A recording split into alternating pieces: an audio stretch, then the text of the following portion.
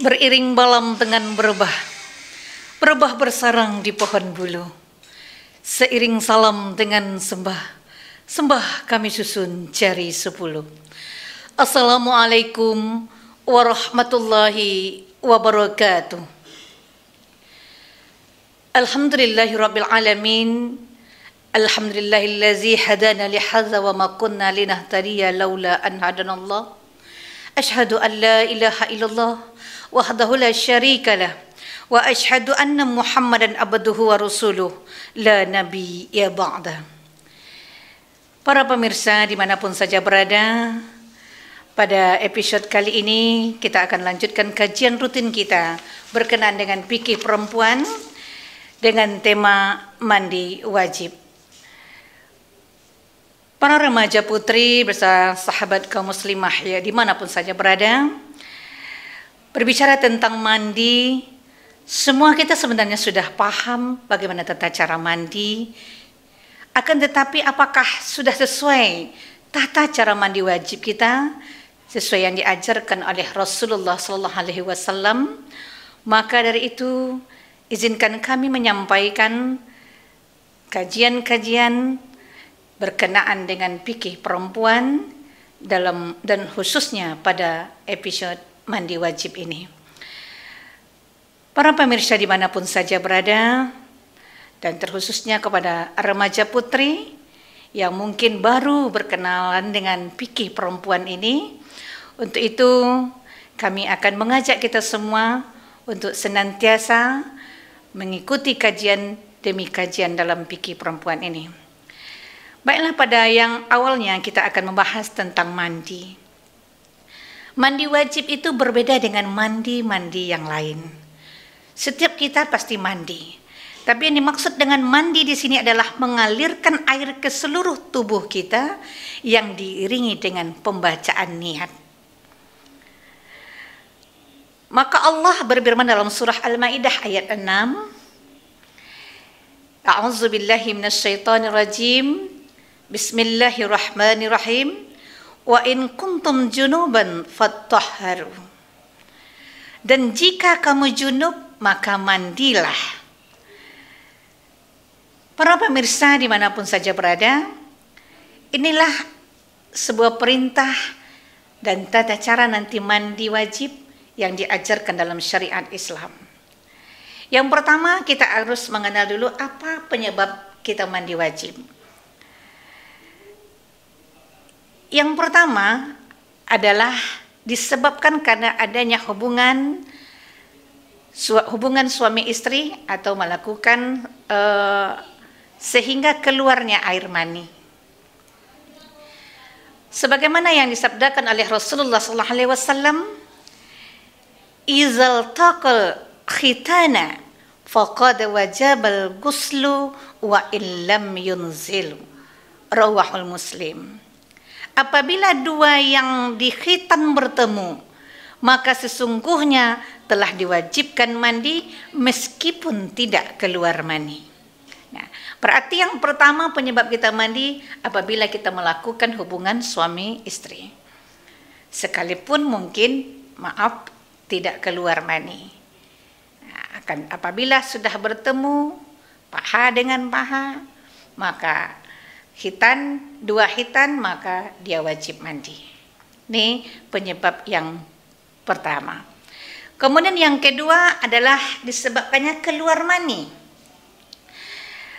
Para remaja putri beserta kaum muslimah, kita harus memahami terlebih dahulu apa beda mani, mazi, wadi'.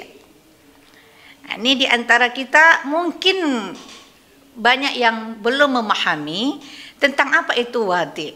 Wadi' adalah cairan yang keluar baik sudah buang air maupun setelah buang air. Mazi ini keluar itu juga disebabkan karena ada syahwat. Hampir mirip dengan mani, tapi mani dia akan keluar memancar. Mungkin nanti akan berbeda versi mani, keluarnya mani perempuan dengan maninya laki-laki. Tapi apabila ini terjadi pada seorang perempuan, Baik itu disebabkan karena hubungan suami istri ataupun mungkin diakibatkan karena dingin, atau mungkin baik disengaja maupun tidak disengaja. Maka kalau mani yang keluar, maka wajib dia mandi. Akan tetapi kalau wati dan mazi, mazi terkhusus sebenarnya ada syahwat. Tapi mazi yang keluar maka tidak wajib mandi. Ini kita harus paham terlebih dahulu apa beda mazi, wadi, dan mani. Maka yang wajib mandi itu adalah apabila keluarnya mani. Di sini dijelaskan oleh Rasulullah SAW dari Ummi Salamah, sesungguhnya Ummi Sulaim itu telah bertanya kepada Rasulullah SAW, ya Rasulullah, sesungguhnya Allah tidak malu memperkatakan yang hak. Apakah perempuan wajib mandi apabila bermimpi? Jawab beliau, ya, wajib atasnya mandi apabila ia melihat air atau artinya keluar air mani. Maka di sini jelas bagi kita, baik dalam kesengajaan maupun tidak disengaja, apabila mani keluar boleh karena mimpi atau menonton hal-hal yang mungkin menggairahkan syahwat kita, maka wajib mandi. Ini penyebab kita wajib mandi.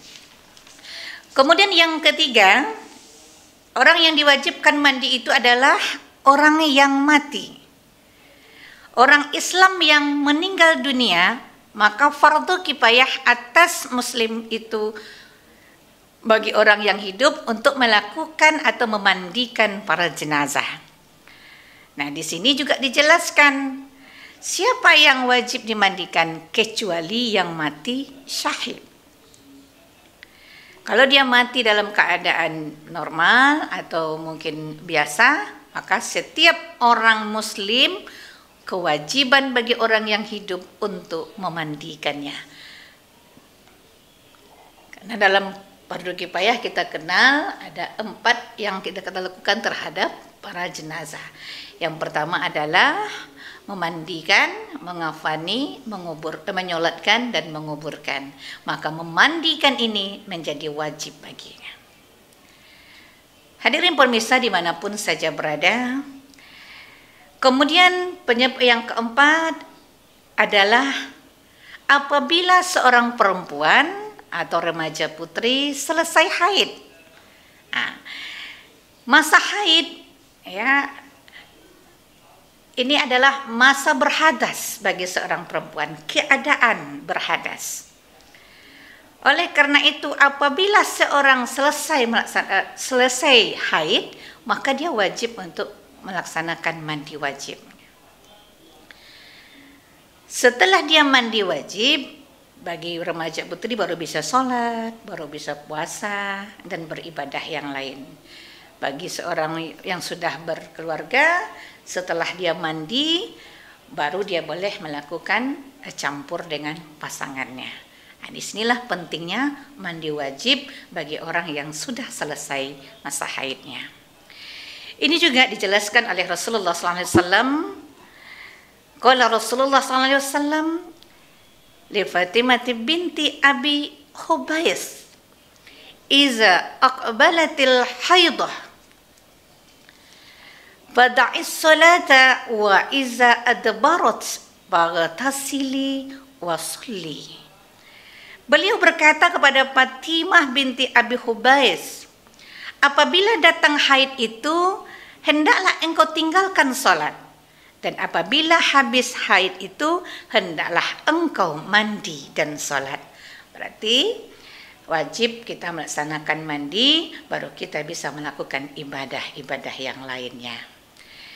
Kemudian yang kelima, setelah berhentinya nifas. Siapa yang nifas adalah setiap perempuan yang baru selesai melahirkan, maka dia akan menjalani masa nifas namanya. Masa keluarnya darah setelah melahirkan. Nah, untuk kajian khusus nifas nanti akan kita bahas dalam episode berikutnya.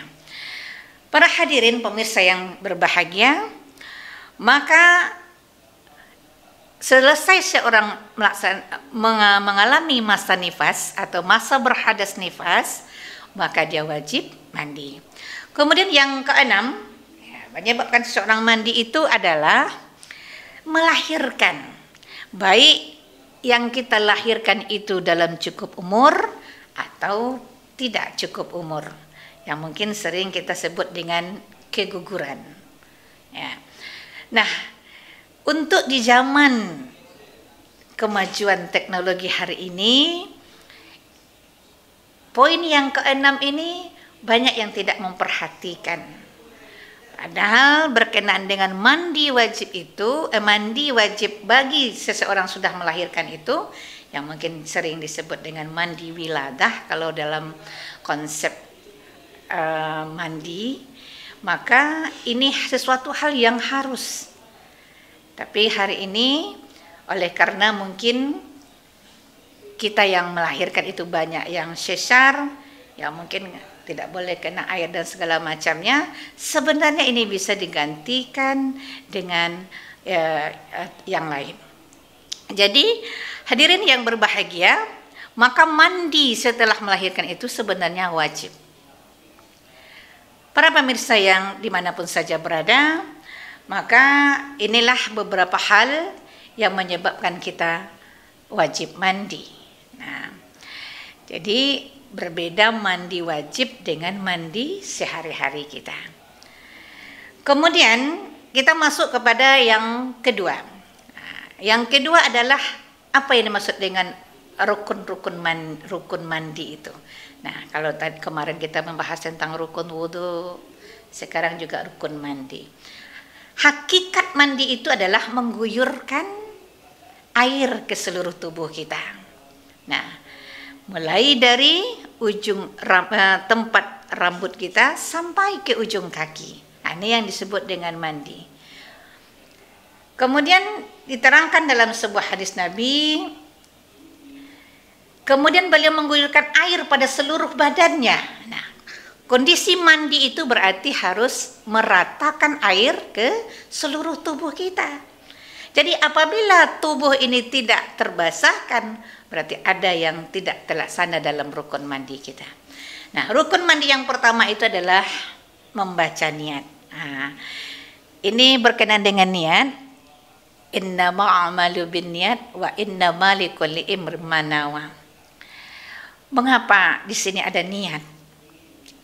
Para pemirsa dimanapun saja berada, justru niat inilah yang akan membedakan mandi wajib dengan mandi yang lain.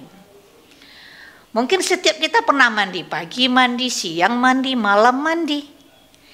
Tapi kalau mandi wajib itu mesti diiringi dengan niat.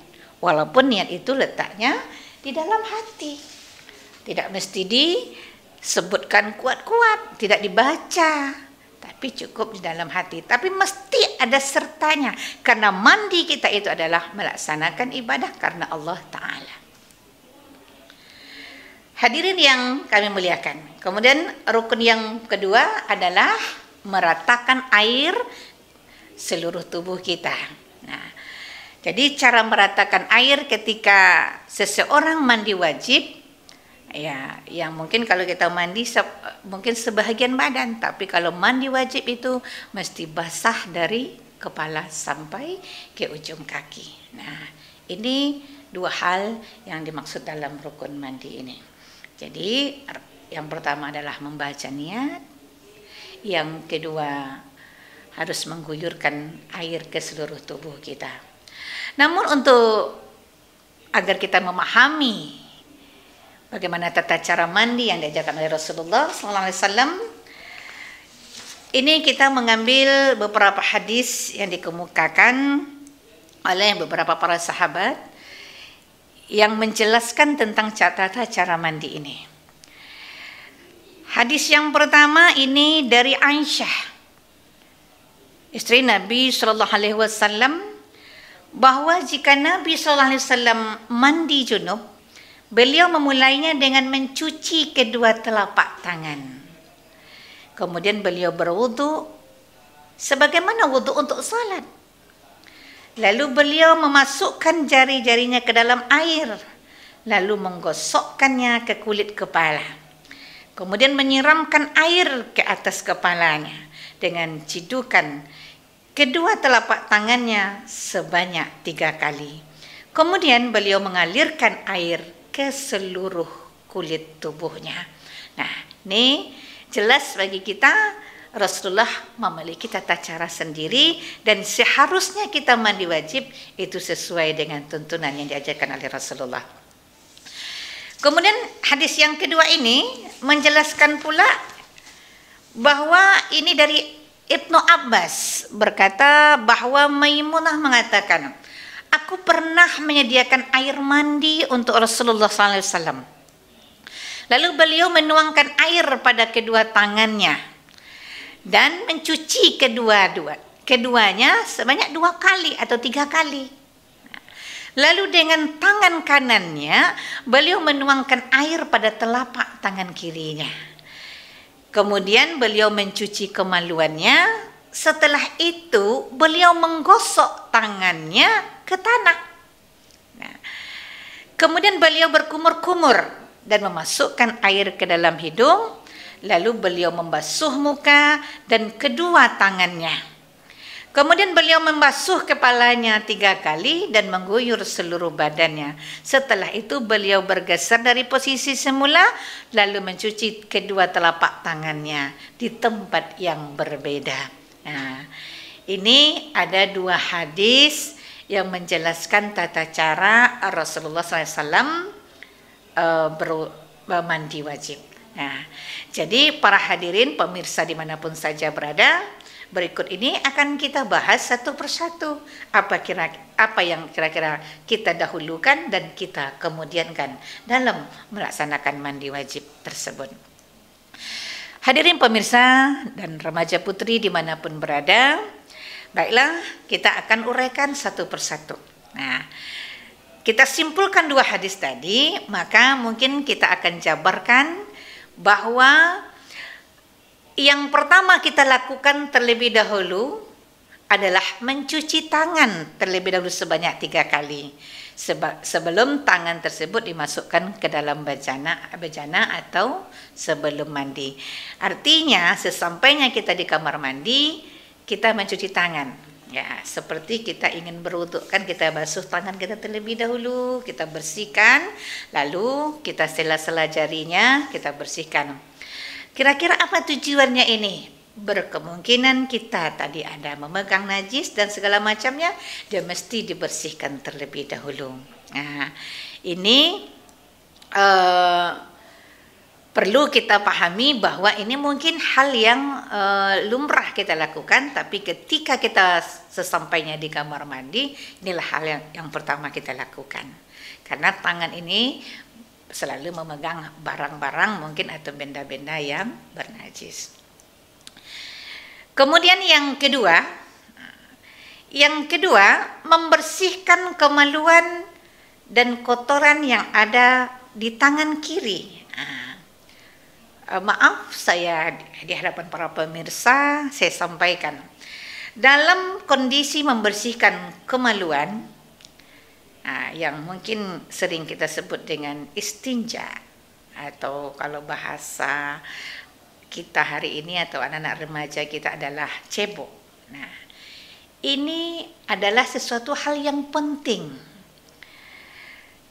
Kadang kita selalu melihat hukum-hukum yang lebih tinggi, tapi hukum yang paling kecil kita abaikan. Ketika seorang perempuan hendak membasuh kemaluannya, baik pun kubul maupun duburnya, apalagi maaf seorang perempuan yang sudah melakukan hubungan suami istri, itu mesti membersihkan dengan tangan kirinya, baik lubang duburnya maupun lubang kubulnya.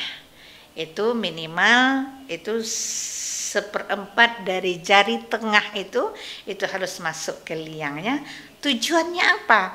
Agar sisa-sisa najis, kotoran yang ada dalam vagina kita itu bisa bersih. Maaf juga tidak bisa hanya disiram, tapi mesti dibasuh. Inilah perlu kita pahami. Karena apa? Jangan nanti gara-gara hadas yang kecil atau najis yang ada melekat pada tubuh kita membuat ibadah yang kita lakukan tidak syah. Inilah pentingnya kita memahami dalam membersihkan kemaluan dari kotoran ini. Ya, jadi para pemirsa dimanapun saja berada, nih hal yang kedua, membersih kemaluan. Baik dubur juga begitu. Setelah kita berbicara mengeluarkan buang air besar, sering mungkin kita abaikan, kita hanya membersihkan bagian luar. Sementara bagian pori-pori yang di dalam juga harus kita bersihkan. Disinilah masalahnya kita perempuan atau mungkin juga kaum laki-laki tidak dibenarkan berkuku panjang. Karena jari tangan kiri kita ini adalah sebagai pembersih. Nah, jikalau kukunya panjang, tadi sudah membersihkan buang air besar, maka terselip najis di sana. Nah, kalau kotoran manusia masuk najis mutawassithah. Cara membersihkannya mesti hilang bentuknya, hilang rasanya, dan hilang warnanya. Jikalau masih ada kuning dalam kuku kita, bekas buang air, lalu kita sholat, maka sholat kita tidak sah. Nah, disinilah pentingnya kita agar tidak terbawa najis, janganlah kita biasakan berkuku panjang. Karena tangan kiri ini gunanya membersihkan kemaluan kubul dan dubur kita. Para pemirsa dimanapun saja berada, kemudian yang selanjutnya, setelah kita bersihkan kemaluan dengan tangan kiri kita, maka kita lanjutkan dengan mencuci tangan setelah membersihkan kemaluan tadi. Lalu Nabi Muhammad SAW biasanya menggosokkan ke tanah atau dengan menggunakan sabun. Nah, kalau dulu mungkin kamar mandi kita itu terletak, atau kita mandi di sumur, yang sumurnya itu terletak di tanah, maka kita akan menggosoknya. Nah, lalu sekarang dinding ke rumah kita sudah ada keramiknya, sudah ada bathtubnya, mungkin kita bersihkan tangan kita ini dengan menggunakan sabun. Nah, lebih bagus lagi kalau ada daun bidara, sekalian kita sekali membersihkan kemaluan. Nah, tapi setidak-tidaknya kita bersihkan dengan sabun sehingga tangan kita menjadi bersih. Nah, jadi perbisa juga nggak perlu nanti lagi mandi, karena Rasulullah katanya tadi menggesekkan tangan ke tanah, lalu sedang mandi pergi keluar mencari tanah. Nih mungkin kita bisa gantikan dengan menggunakan sabun. Nah, karena kita hari ini sudah ada sabun pewangi kita. Nah, para hadirin yang kami muliakan, di sini An-Nawawi rahimahullah mengatakan disunahkan bagi orang yang beristinja tadi membersihkan kotoran dengan air. Ketika selesai hendaklah ia mencuci tangannya. Imam An-Nawawi ini masih dengan menggunakan debu atau mungkin semacam sabun, atau hendaklah ia menggosokkan tangannya ke tanah atau ke tembok untuk menghilangkan kotoran yang ada. Nah, mungkin biasanya dinding keramik di kamar mandi kita ada agak kesat, silakan digosokkan ke dinding. Nah, ini bertujuan untuk menghilangkan najis tadi dan kotoran. Para hadirin yang berbahagia, nah, kemudian selanjutnya yang keempat adalah berwudu dengan wudu yang sempurna seperti kita wudu hendak sholat. Nah, jadi sebelum air itu kita basahkan untuk membasahi tubuh, kita berwudu terlebih dahulu. Nah, ini juga nanti akan ada perbedaan pendapat para ulama bagaimana status hukum wudunya, apakah itu wajib maupun sunnah. Ini kita berbicara tentang tata cara. Kalau tata cara dalam rangka menyempurnakan, otomatis maupun wajib maupun sunnah itu kita lakukan. Maka oleh karena itu berwudu sebelum mandi wajib itu, maka ini baik kita lakukan seperti mananya untuknya orang sholat. Para pemirsa dimanapun saja berada, baiklah itu tadi poin yang keempat. Kemudian kita lanjut adalah yang kelima. Nah, yang kelima, mengguyurkan air pada kepala sebanyak 3 kali. Nah, kalau kita boleh praktekkan hari ini, kita siram kanan sampai batas rambut itu, tempat tumbuh rambut itu basah, dingin, kemudian kiri, kemudian tengah. Nah, itu cara kita menyiramkan air di kepala. Kemudian selanjutnya memulai mencuci kepala dari bagian yang kanan, lalu bagian yang kiri. Nah, sebagaimana kita menyiram tadi, itu setelah kita siram kanan, siram kiri, kemudian yang bagian tengah, lalu kita harus mencuci bagian kepala kita. Yang ketujuh, menyela-nyela rambut. Nah, seperti kita keramas. Ya. Jadi kalau kita sekarang mungkin keramas.